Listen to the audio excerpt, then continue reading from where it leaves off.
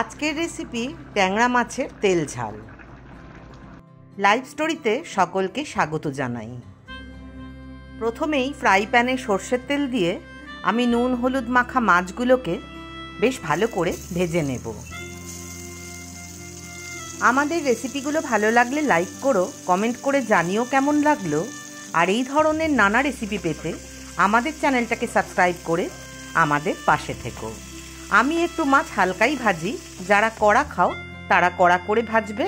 এবার মাছগুলোকে তুলে পাশে রেখে দিয়ে ওই কড়াইতেই সামান্য তেল দিয়ে তেজপাতা, শুকনো লঙ্কা, কাঁচা লঙ্কা আর সামান্য জিরে ফোড়ন দেব। সম্বারটা ভালো করে ভেজে সুন্দর গন্ধ বেরোলে আমি দিয়ে দেব সর্ষে আর জিরে বাটা, সাথে কাঁচা লঙ্কাও দেওয়া আছে।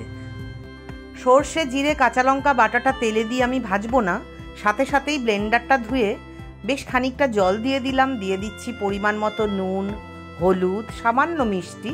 যারা মিষ্টি খাও না তারা মিষ্টিটা স্কিপ করবে।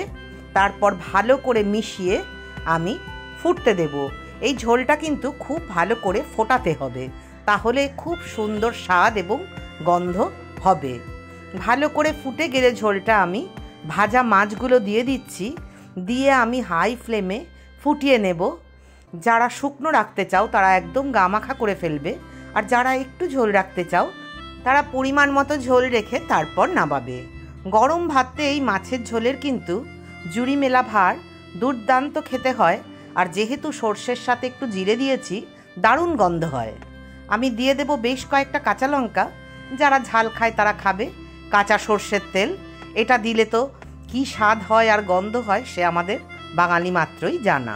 এবার আমি ঢাকা দিয়ে হাই ফ্লেমে ফুটিয়ে নিলাম ভালো করে। নাড়াচাড়া করে টেস্ট করে নিতে হবে, নুন মিষ্টি ঝাল দরকার হলে দিতে হবে। দেখো আমার কিন্তু ট্যাংরা মাছের তেল ঝালটা রেডি হয়ে গেছে। এই রকম দেখতে হয়েছে ঠান্ডা হওয়ার পর। এখন আমরা সবাই ঝরঝরে গরম ভাত দিয়ে এটা খাবো। তোমরাও এভাবে করে খেয়ে জানিও বাড়ির সকলে মিলে কেমন খেয়েছিলে। আজকের মতন টাটা।